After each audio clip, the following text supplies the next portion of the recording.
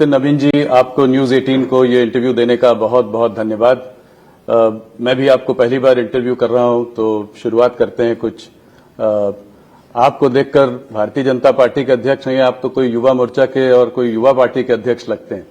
तो आप जो है 45 साल की उम्र में भारतीय जनता पार्टी जैसे उसके अध्यक्ष बने, कैसे आपको पता चला, किस तरह की फीलिंग्स पहले आपको आई, किसने फोन करके बताया, कुछ इस बारे में बताएं।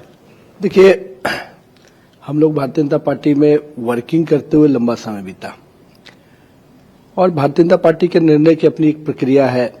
संगठन के कई कामों में हम लोग को मौका मिला, उस कारण से संगठन के कामों में पिछले 10-15 वर्षों से हम लोग वर्किंग में हैं।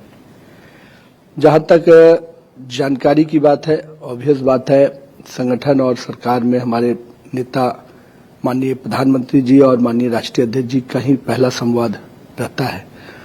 और जब वो आया तो मैं क्षेत्र का एक बड़ा कार्यक्रम हम कर रहे थे, उस कार्यक्रम के दौरान ही वो सूचना मिली।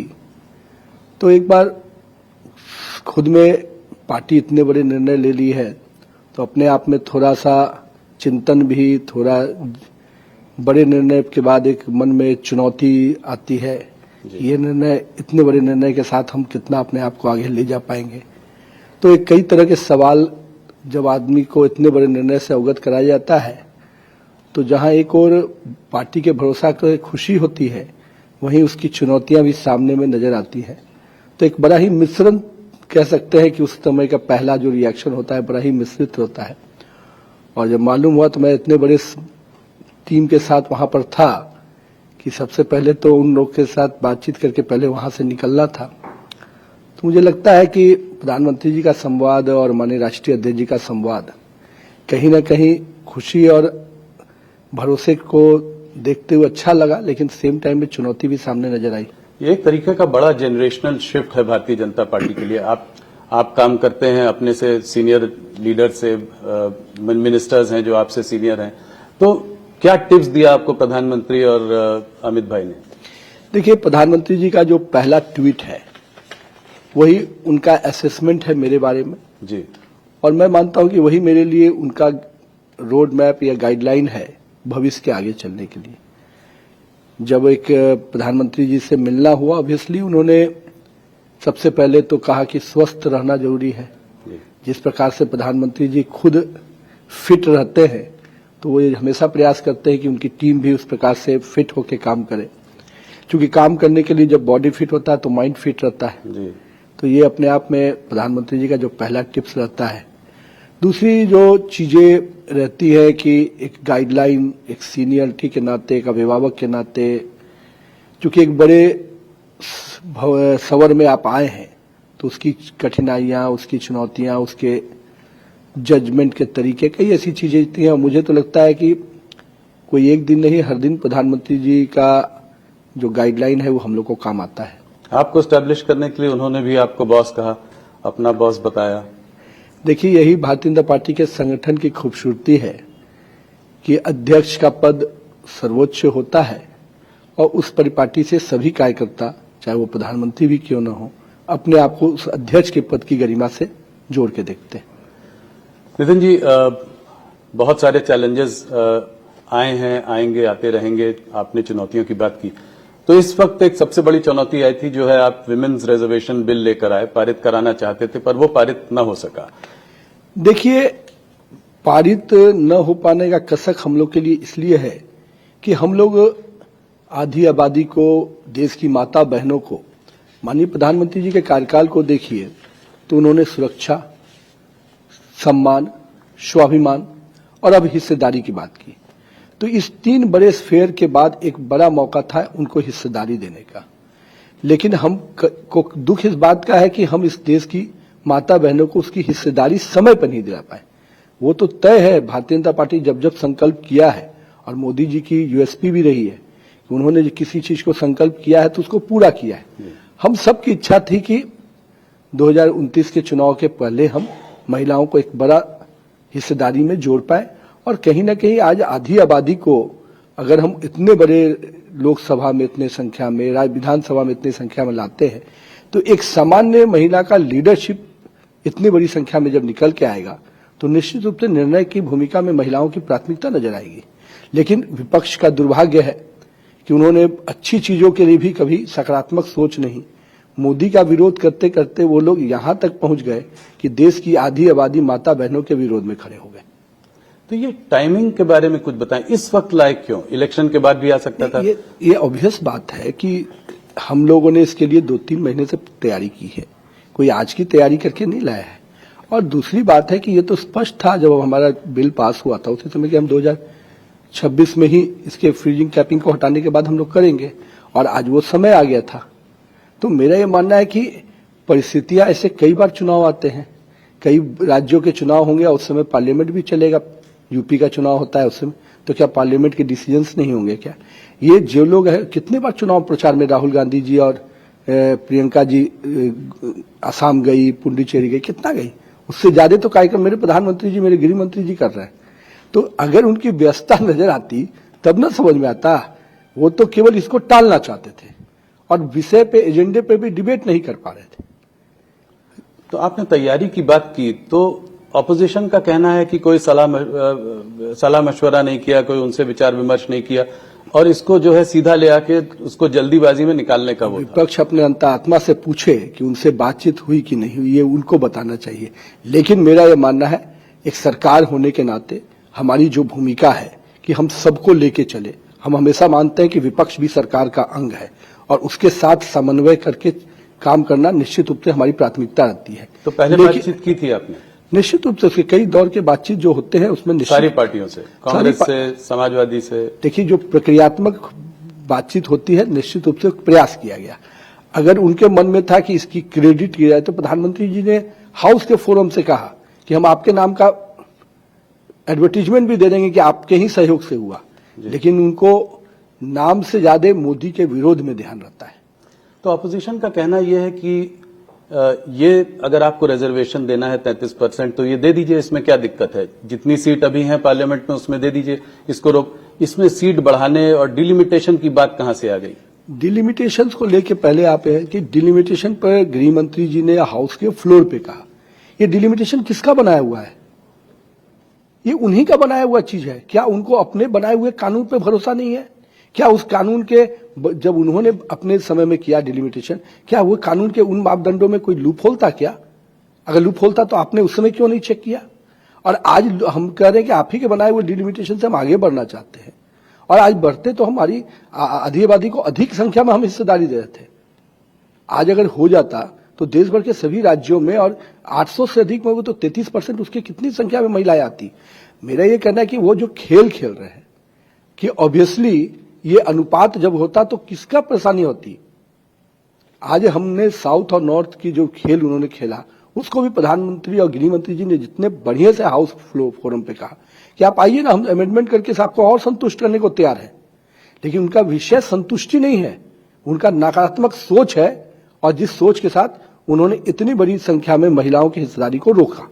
उनका कहना यह है कि ऑपोजिशन और राहुल गांधी बार बार ये कह रहे हैं कि ये डिलिमिटेशन जो है, ये आप इलेक्शन कमीशन और एक रिटायर्ड सुप्रीम कोर्ट जज की कमेटी से जो आप लोग करेंगे, और ये जेरिमेंडरिंग जो है, ये कहीं ना कहीं वो शक की निगाह से देखते हैं कि कुछ सरकार ऐसा करेगी, इस तरीके से कंस्टिट्यूएंसीज को बांट लेगी। मेरा ये कहना है कि ये डिलिमिटेशन कानून किसने बनाया? हमने तो नहीं बनाया, आप ही के समय बना। और इस कानून के दायरे में जो चीजें आती हैं, इसके पूरे फॉर्मूला है, कोई इसमें चेंज नहीं कर सकता उसके। फिर वो, और ये पूरे हाउस में आने वाला था, इसमें ऑल पार्टी की कमेटी के मेंबर होते हैं, हर संसदीय क्षेत्र में कमेटी होती है। ये कहीं कोई ऐसा फॉर्मूला नहीं है जो पहले नहीं बना है। विषय अगर डिलिमिटेशन है तो मैं तो पूछता हूं कि ये आप ही के बनाए हुए कानून पर आपको क्यों सवाल है?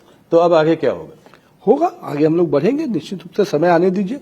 एक बार सेंसस होगा तो फिर आगे भी हम लोग बढ़ेंगे। तो इसके बाद सेंसस होगा, उसके बाद जो है डिलिमिटेशन होगा, ये प्रतिक्रिया रहेगी।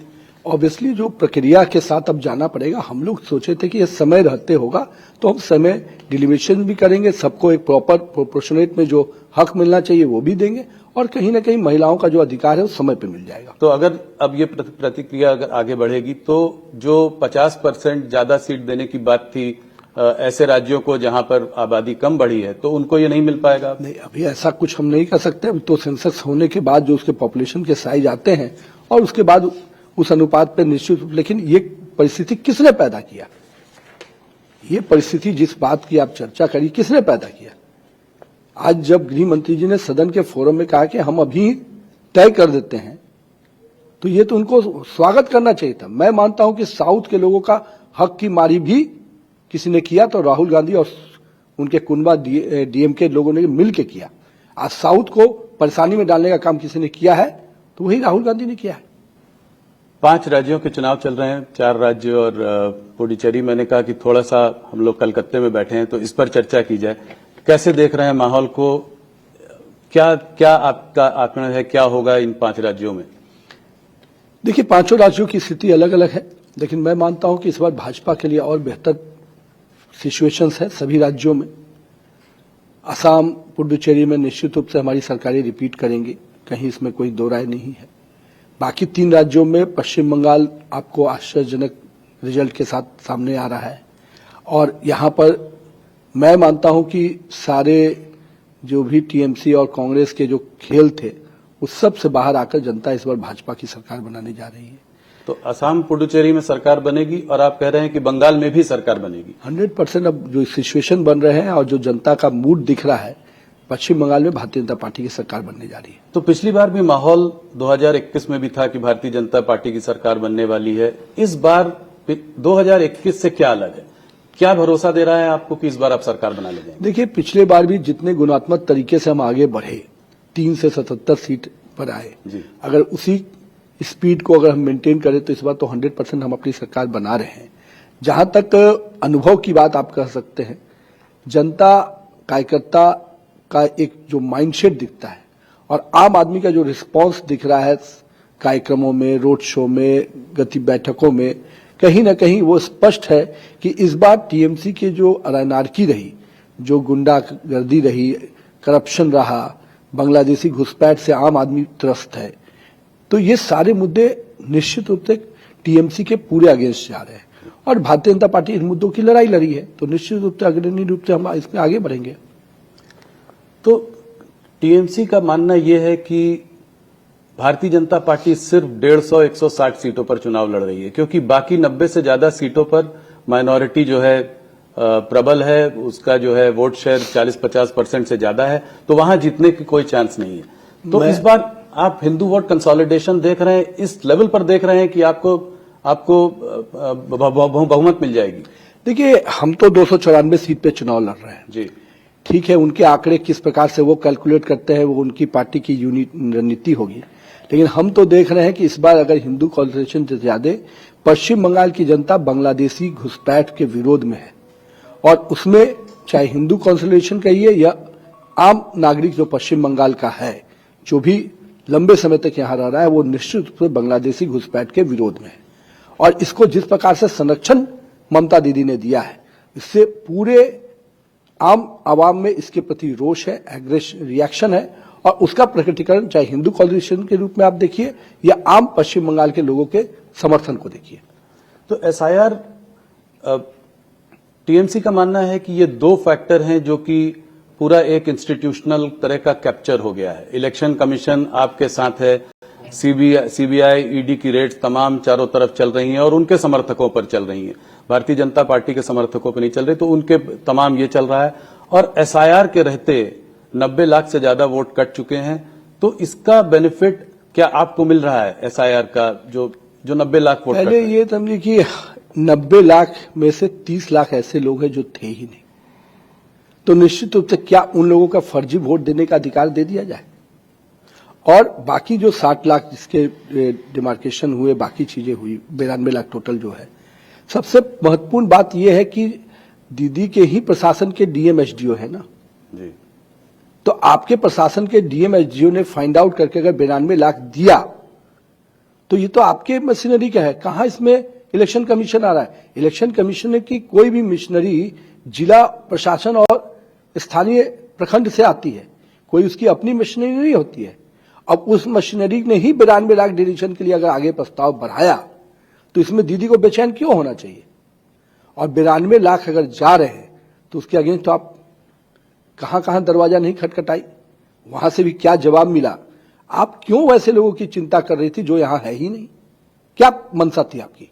तो आप क्या कहना चाह रहे हैं कि जो लोग यहाँ थे ही नहीं, जो इसमें आए हैं, उनका वोट ये लोग फर्जी डाल रहे थे? अरे कह नहीं रही, यही तो बात है। यही चीज की वकालत करिए दीदी, जो लोग है नहीं उनके वोट की वकालत। ये तो कहीं ना कहीं आम आदमी को समझ में आने वाली बात है कि उनकी वकालत जो है नहीं, ये किस उद्देश्य से किया जा रहा है। मंशा स्पष्ट नजर आ रही है। वो कह रहे हैं कि माइनॉरिटी वोट बैंक से जो आपने जो है वो काट दिए हैं, तो इसलिए उनके जो वोटर्स थे वो उनका आप काट कर जीतना चाहते हैं। बांग्लादेशी घुसपैठिए जो होंगे निश्चित रूप से उनका नाम कटेगा। अब वो माइनॉरिटी है कि मेजोरिटी है ये वो समझे, लेकिन स्पष्ट रूप से हम इस देश के नागरिकों के प्रति जवाबदेह है। हम विदेश से आए हुए बांग्लादेशी घुसपैठियों के प्रति जवाबदेह नहीं है। 27 लाख लोग डिसएनफ्रेंचाइज हो गए हैं इस बार, इसको आप कैसे देखते हैं? ये लॉजिकल डिस्क्रिपेंसी के तहत इसको जो है, लोगों के पास 2002 की मैपिंग भी है, गवर्नमेंट डॉक्यूमेंट्स भी हैं, और उसके बाद वोट नहीं दे पा रहे हैं। देखिए, इस पूरे प्रोसेस को देखिए, सभी राज्यों ने इसी टाइम पीरियड में ये प्रोसेस पूरा किया। पूरी सिस्टम ऑफ मशीनरी आपके पास थी, आपके लोग, और उनको 4-4 महीना एक एक चीज के लिए इलेक्शन कमीशन एक महीने का टाइम देता है। पहले ड्राफ्ट पब्लिकेशन होता है, उसमें आप दावा आपत्ति, उसके पहले फिर 1 महीने का और एक्सटेंशन टाइम देता है। 2-2 महीने में अगर सब लोगों ने कंप्लेन किया, दावा किया होता तो ये विषय आ रहे होते। लेकिन दीदी का जो ये विषय है, 27 लाख लोग और ये विषय, इनको पूरा समय दिया गया। और आज भी प्रोसेस में ये देखना चाहिए कि हम जिन लोगों को अधिकार दे रहे हैं वो अगर है तो निश्चित रूप से उनको अधिकार मिलना चाहिए। जो नहीं है उनके चिंता में क्यों बेचैन है, ये मैं नहीं समझ पाया।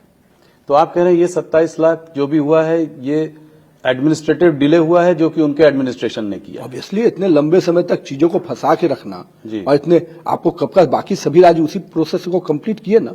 हमारे बिहार में भी हुआ था जी। पूरा टाइम पीरियड, हम तो 2 महीने में हम लोगों ने किया। जुलाई अगस्त में हमारे यहाँ हुआ, सितंबर में प्रकाशन हो गया। यहाँ तो पूरा 4 महीना चला, दिसंबर से लेकर पूरा मार्च तक चला। आप उस प्रोसेस को, क्योंकि आपकी इच्छा ही नहीं थी इसको कराने की, आप शुरू से इसमें रोड़ा अटका रही थी, क्योंकि आपके हिडन एजेंडा थे, और उस हिडन एजेंडा को पूरा करने में आपने यहाँ के लोगों का भी नुकसान किया है। वो कह रही है कि 2.5 लाख पैरामिलिट्री फोर्सेस जो है बंगाल में लगी हुई हैं, इस तरीके से कैसे इलेक्शन हो सकता है? मैं ये मानता हूं कि अगर फ्री एंड फेयर इलेक्शन के लिए कोई भी मेथड यूज करना हो तो करना चाहिए। और अगर इलेक्शन कमीशन मानता है कि हमको फ्री एंड फेयर इलेक्शन के लिए हमको पूरी मशीनरी चाहिए, तो निश्चित रूप से सरकार को उपलब्ध कराना पड़ेगा। हम लोगों ने देखा है कि पिछले चुनाव में महिलाओं का रोल, भूमिका जो है बहुत अहम रही है। किसी की भी जीत हो, उनका रोल बहुत हो रहा है। क्या आपको लगता है कि महिलाएं बंगाल में आज दीदी के साथ नहीं है जैसे पहले थी? उनकी स्कीम है लक्ष्मी भंडार, उसमें जो है 1500 रुपए मिलता है। तो क्या ये एक फैक्टर होगा जिससे माइनॉरिटी के अलावा विमेन वोटर्स भी उनका रुझान भी उनकी तरफ हो सकता है? देखिए, एक तो देश भर में महिला वोटर्स भाजपा के साथ आ रही है। यहां पर भी जिन नारों के साथ वो सरकार में आई, मां, माटी, मानुष, उन तीनों के साथ जो वादा खिलाफी किया, उन तीनों के साथ जो सौतेला व्यवहार, इस राज्य की महिलाओं के साथ जिस प्रकार से व्यवहार हुआ है असुरक्षा को लेकर, वो कहीं ना कहीं आम लड़की हो, महिला हो, सब, चाहे ग्रामीण महिला हो चाहे शहरी महिला हो, सबको इससे भयभीत है।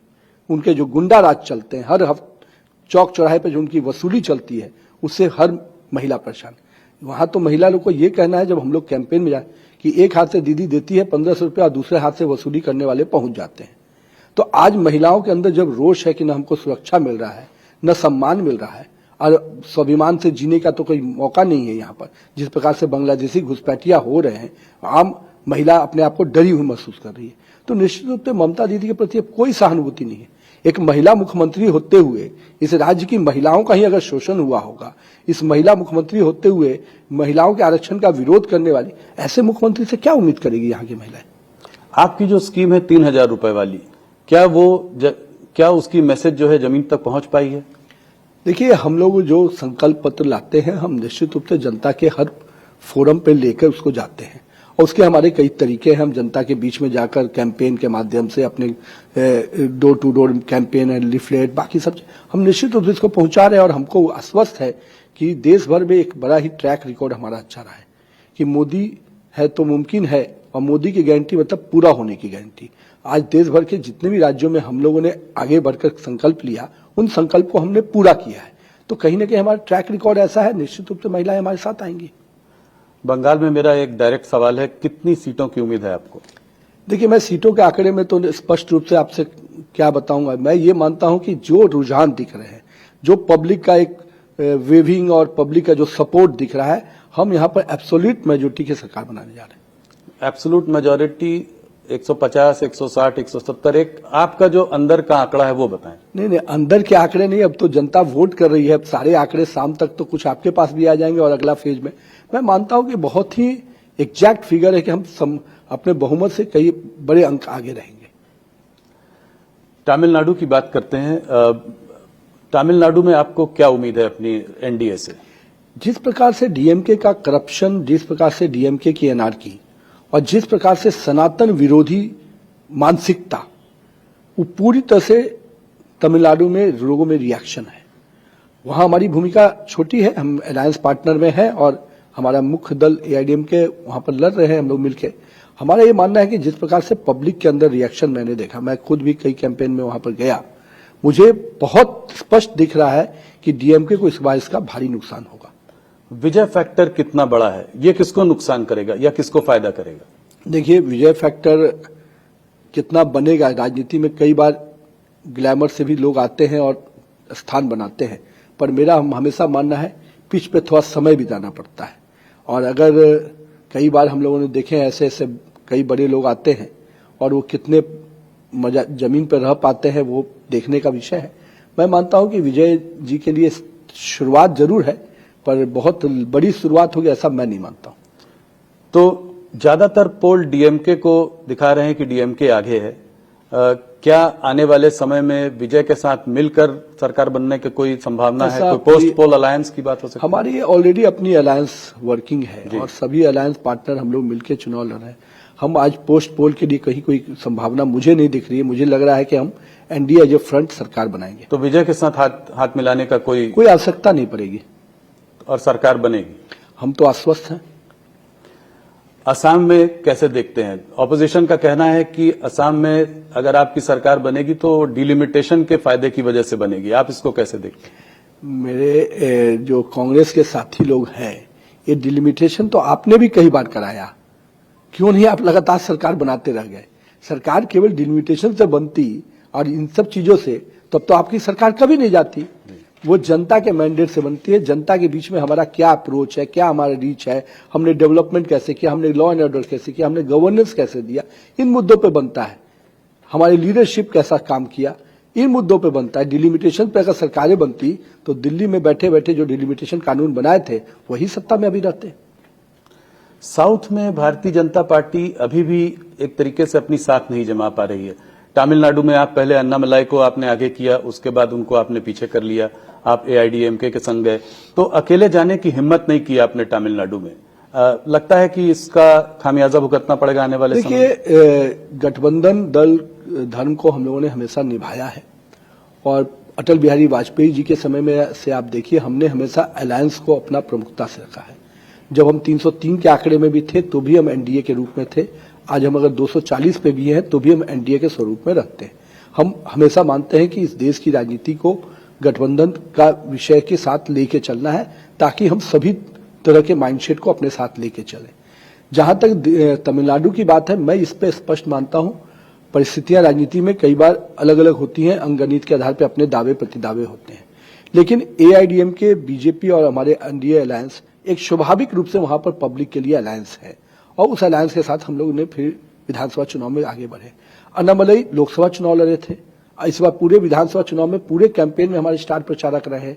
मैक्सिमम मेरे साथ 2 रोड शो में वो रहे हैं, प्रधानमंत्री के कार्यक्रम में, तो कहाँ पीछे किया है। अब एक व्यक्ति को अगर लोकसभा मिला है तो बाद में उसके लिए पार्टी हर आदमी के लिए होमवर्क करके रखती है। थोड़ा लग रहा था कि मुंह फुलाए बैठे हुए। देखिए, मैं तो मानता हूँ पार्टी हर कार्यकर्ता के लिए होमवर्क किए रहती है, समय आने पर उस होमवर्क का पता चलता है। केरला में आप कैसे देखते हैं, कौन जीतेगा? कांग्रेस का पड़ला भारी है या फिर पिनराई विजयन का? जिस प्रकार से केरल में हम लोग की बढ़ोतरी हो रही है, 1.5% से 20% तक वोट पे गए। कल तक इन दोनों की जो मैच फिक्सिंग थी, एलडीएफ यूडीएफ की जो खेल चलता था, मैं मानता हूं कि बीजेपी ने स्पष्ट रूप से अपनी उपस्थिति बड़े अंक के साथ दर्ज की है और कहीं ना कहीं ये उपस्थिति दिख रही है कि भारतीय जनता पार्टी का भविष्य अब केरल में एकदम सामने आने वाला है। तो ये जो एलडीएफ यूडीएफ का खेल है, इनकी मैच फिक्सिंग गेम चलती रहेगी। हम अपनी उपस्थिति स्ट्रांग रूप से और बेहतर तरीके से देने जा रहे हैं। नितिन जी, ये तो रहे अभी के होने वाले चुनाव की बात। कुछ चर्चा करते हैं आने वाली चुनौतियों की, आने वाले समय की। आपके अगले साल सात स्टेट्स के चुनाव हैं। इनमें सबसे बड़ी चुनौती किन स्टेट्स को आप मानते हैं? उत्तर प्रदेश को कैसे देखते हैं? ये एक अहम चुनाव होगा अगले साल। देखिए, उत्तर प्रदेश में माननीय प्रधानमंत्री जी, माननीय योगी आदित्यनाथ जी, जिस प्रकार से उत्तर प्रदेश को एक उत्तम प्रदेश बनाने की प्रक्रिया में हम आगे बढ़े हैं, जिस उत्तर प्रदेश में अपराध के लिए जाना जाता था, वसूली के लिए जाना जाता था, और जिस केवल कास्ट के नाम पर लोगों को भ्रमित करने के लिए जाना जाता था, आज उत्तर प्रदेश विकास के नाम पर जाना जा रहा है, एक्सप्रेसवे के नाम पर जाना जा रहा है, लॉ एंड ऑर्डर के रूप में जाना जा रहा है। तो निश्चित रूप से आम आवाम को जिन चीजों की पहली आवश्यकता होती है, गवर्नेंस, डेवलपमेंट, इंफ्रास्ट्रक्चर ग्रोथ, इन सब चीजों में आज उत्तर प्रदेश बेहतर तरीके से देश के अग्रणी राज्यों में काम कर रहा है। तो आम जनमानस इसको देखकर वोट करता है। आज हमने अगर गरीब की भी चिंता की, चाहे वो प्रधानमंत्री अन्न योजना से लेकर पूरी तरह से सरकार की योजनाओं को नीचे क्रियान्वयन तक, वहीं हमने इंफ्रास्ट्रक्चर ग्रोथ भी दिखाया। हम इन्वेस्टमेंट भी बड़े पैमाने पर उत्तर प्रदेश में ला रहे हैं। एक लॉ एंड ऑर्डर का जो यूएसपी है योगी जी का, वो भी दिख रहा है। तो मैं मानता हूं कि आज उत्तर प्रदेश के कई शहर आज विकसित शहर के रूप में दिख रहे हैं। तो ये सब चीजें हमारे लिए स्पष्ट रूप से हमारे तीसरे सरकार बनाने के लिए, हैट्रिक बनाने के लिए काफी है। तो 2024 में फिर झटका क्यों लगा? देखिए, हर चुनाव अपने अलग अलग परिस्थितियों को लेके आता है। उसमें भी कुछ चीजें हमारी कमी रही, हम लोग उस पर काम कर रहे हैं, लेकिन जो भी मैंडेट रहा वो मैंडेट हमारे पक्ष में रहा। हाँ, ये जरूर है कुछ कमियां हमारी थी, हम उसको दूर कर रहे हैं। पंजाब एक स्टेट है जहां पर भारतीय जनता पार्टी अपना कोई चुनाव हरदम आपने किसी पार्टनर के साथ लड़ा है, मगर आप अपना स्थान एक तरीके से नहीं बना पाए। आने वाले समय में पंजाब में आपकी क्या प्रतिक्रिया रहेगी? क्या आम आदमी पार्टी इस वक्त पंजाब में स्ट्रांग है? देखिए, आम आदमी पार्टी तो अपने ही कर्मों के आधार पर, कुकर्मों के आधार पर गिरेगी। ये जरूर है, पंजाब हमारे लिए चुनौती रहा है हमारे आधार को बढ़ाने के लिए। लेकिन मैं मानता हूं कि पंजाब के लोगों के साथ जो हमारा संबंध रहा है, भारतीय जनता पार्टी पंजाब के साथ हर फोरम पे खड़ी रही है, हर समय खड़ी रही है, चाहे वो जनसंघ काल क्यों ना हो। जनसंघ कालखंड से हमें वोट कम मिले, हम कम स्थान पर, लेकिन हमने पंजाब के सिचुएशन को, पंजाब के मिजाज को हमेशा अपने नजदीक पाया और हमने हमेशा उनके साथ। और आने वाले समय में संघर्ष होता है, कई बार हमको समय लगता है उस पिच पे अपने आप को जमाने का। मैं मानता हूं कि 2026 का जब 27 का जब इलेक्शन होगा पंजाब, इस बार पंजाब भाजपा के दृष्टि से नया स्वरूप में दिखेगा। तो क्या आप अकेले लड़ेंगे इस बार? 100% हम अकेले लड़ेंगे और एक नए स्वरूप में दिखेंगे। और अकाली दल के किसी के साथ कोई समझौता नहीं? देखिए, आज हम अपने स्वरूप में, अपने संगठन के बल पर अपनी जनाधार को बढ़ाते हुए चुनाव मैदान में जाएंगे। उत्तराखंड में आप कैसे देखते हैं पार्टी की पोजीशन? काफी चुनौतियां रही हैं पिछले 1 सालों में। देखिए, हर राज्य सरकारों को वहां की परिस्थितियों को संभालने की कई चुनौतियां होती, लेकिन हम अपने ट्रैक रिकॉर्ड को देखते हैं, हम डेवलपमेंट को देखते हैं, हम वहां के जो इम्प्रूवमेंट होना चाहिए हर आदमी के, पब्लिक के लाइफ में, उन सब चीज के ग्रोथ को देखते हैं। और मैं मानता हूं कि आज उत्तराखंड पूरी तरह से डेवलपमेंट के फोरम के हिसाब से देखिए, पूरे हमारे जो यूएसपी रहती है गवर्नेंस का, उस फोरम से देखिए, तो हम बेहतर रूप से आगे बढ़े हैं। और पुष्कर सिंह धामी के नेतृत्व में निश्चित रूप से हम और बेहतर परिणाम लेके आएंगे। तो आने वाले समय में यूपी और उत्तराखंड में चेहरा योगी और धामी ही होंगे? देखिए, हमारे मुख्यमंत्री हैं, उनके नेतृत्व में हम सरकार चलाएं तो निश्चित रूप से चेहरे होंगे। बिहार के बारे में बात करते हैं। वहां पे भी एक तरीके से एक जनरेशनल शिफ्ट हुआ है। पहला भाजपा का मुख्यमंत्री, और वो भी काफी उम्र में कम। इसको कैसे देखते हैं? आप तो वहां से आते हैं, आप वहां मंत्री भी रहे हैं, कार्यकर्ता भी रहे हैं। देखिए, बिहार हमारे एनडीए और बीजेपी के समय से लंबे समय तक हमारा आधार क्षेत्र रहा। हम लोगों ने अलायंस पॉलिटिक्स के में निश्चित रूप से बिलीव किया। एक समय हम बड़ी पार्टी थे तो भी हम लोगों ने नीतीश कुमार को अपना नेतृत्वकर्ता बनाकर आगे किया, और उस गठबंधन को हमने निभाया भी लंबे समय। और आज कहीं ना कहीं एक समय आया जब जदयू ने वो फैसला किया जो फैसला हमने कभी पहले किया था, और नीतीश कुमार के नेतृत्व में वो फैसला हुआ, भारतीय जनता पार्टी को मौका मिला। और मैं ये मानता हूं कि ये दोनों दलों की आपस की जो एक अंडरस्टैंडिंग है, जो अपने आप में इतिहास में लिखी जाएगी कि दोनों ही दलों ने जब जब मौका मिला गठबंधन धर्म को कैसे निभाया। आज मुख्यमंत्री नीतीश कुमार जी के नेतृत्व में हम लोग चुनाव लड़े, लेकिन मुख्यमंत्री जी ने निर्णय किया। एक समय था जब हम खुद बड़ी संख्या में थे, फिर भी हमने निर्णय नीतीश कुमार के लिए किया। तो ये दोनों ही चीजें मुझे लगता है कि अलायंस पॉलिटिक्स के लिए उदाहरण बनेंगी।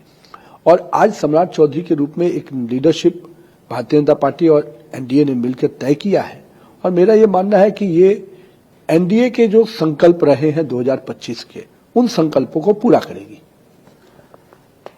बिहार में जदयू जो है, अब इसका अस्तित्व ऑपोजिशन कहती है कि खतरे में है, कि आने वाले समय में भारतीय जनता पार्टी का मुख्यमंत्री, भारतीय जनता पार्टी ज्यादा बड़ी पार्टी है और आने वाले समय में उनके पास कोई लीडर भी नहीं है। इस क्रिटिसिज्म को आप कैसे मैं देखता हूं जो खुद ही अस्तित्व विहीन हो जी, जिनका खुद का जनाधार नहीं बचा हो, वो जदयू जैसी बड़ी पार्टी पर सवाल उठाए या उनके अस्तित्व की बात।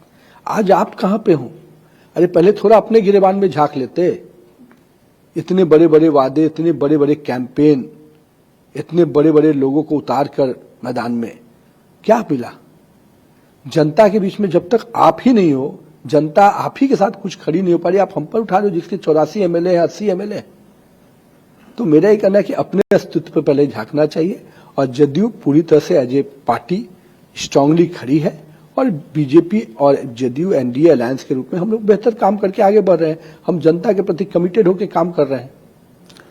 कांग्रेस पार्टी को आप कैसे देखते हैं और उनके नेता राहुल गांधी के बारे में आप क्या कहना चाहेंगे? जिस तरीके से आप लोगों का रिश्ता है उसमें इतनी कटुता है, क्या ये रिश्ता कुछ बेहतर हो सकता है? एक कंस्ट्रक्टिव ऑपोजिशन को साथ में लेकर चलना भी तो एक बड़ी बात है। मैंने आपको शुरू में ही कहा कि मैं तो मानता हूं कि सत्ता सरकार का अंग होता है विपक्ष, पर इमैच्योर पॉलिटिशियन जैसे राहुल गांधी, जिनको पॉलिटिक्स के लिए केवल एनार्किस्ट माइंडसेट हो, उस माइंडसेट के व्यक्ति को जिसको ये नहीं समझ में आए कि चीजों की गंभीरता क्या होती है, उनकी एक्टिविटी हाउस के अंदर, हाउस के बाहर आप देखिए, उनके शब्दों को हाउस के अंदर, हाउस के बाहर देखिए। अरे एक राष्ट्रीय पार्टी, उसका लीडर ऑफ ऑपोजिशन क्या इस तरह के शब्दों का प्रयोग, इस तरह की चीजों का प्रयोग करता है? Leader of opposition Atal Bihari Vajpayee जैसा शख्सियत हुए, कई ऐसे बड़े बड़े कांग्रेस के बड़े बड़े नेता लीडर ऑफ ऑपोजिशन थे। उनके बिहेवियर को देखिए, उनके एक्टिविटी को देखिए। लीडर ऑपोजिशन को मैं मानता हूं कि सरकार का एक पार्ट है, लेकिन उसकी एक्टिविटी, उसका वर्किंग, इस प्रकार का लैंग्वेज, उस प्रकार के बिहेवियर पब्लिक डोमेन पे किस तरह के शब्दों का, मैं तो मानता हूं कि इमैच्योर पॉलिटिशियन है, और कहीं ना कहीं पॉलिटिकल ग्रोथ ठीक से नहीं हुआ है। पर उनके पार्टी के वरिष्ठ नेता भी इस तरह के शब्दों का इस्तेमाल करते हैं। अभी खड़गे जी ने मोदी जी के बारे में बोला। अब तो मैं कहूंगा कि राहुल जी का जो कुनबा है, जो दबाव बनाता है, जो उनकी पीआर एजेंसी उनको समझाती है, वही शब्दों का प्रयोग बेचारे मल्लिकार्जुन जी भी करते रहते हैं। मैं तो मानता हूं कि कहीं ना कहीं ये कांग्रेस की जो ओछी मानसिकता है, जो पिछले लंबे समय से आप देख रहे हैं कि नरेंद्र मोदी जी को अपमानित करने के शब्दों का प्रयोग करने की जो परंपरा बनाए, उस परंपरा के वाहक बनकर मल्लिकार्जुन जी नजर आ रहे हैं। और मैं मानता हूं इसके बावजूद कि उनको इतनी बार सजा मिली है, फिर भी उस सजा से सीखने का काम नहीं करते हैं। देश की जनता ने हमेशा उनको सिखाया कि मोदी को अपमान करोगे तो हम मोदी के सम्मान में और जीत का माला पहनाएंगे, फिर भी अभी तक उनको अपनी गलतियों से भी सीखने का मौका नहीं मिल रहा है। आपसे बात करके नितिन जी बहुत अच्छा लगा, और ये देखकर समझ में आ रहा है आपसे जिस तरह से बात हुई अभी कि आप you have hit the ground running, जिसको बोलते हैं कि आप तुरंत आते ही क्रीज में जो है आपने सेटल होने में ज्यादा टाइम नहीं लगाया और चौके छक्के लगाने शुरू। मैं ये मानता हूं कि राजनीति के पिच पे पूरा समय बिताना चाहिए जी, और चौके छक्के की नहीं, अगर पिच पे आपको जमना है तो समय बिताना चाहिए। जी बहुत बहुत धन्यवाद आपका, आप हमसे जुड़े आज। Thank you.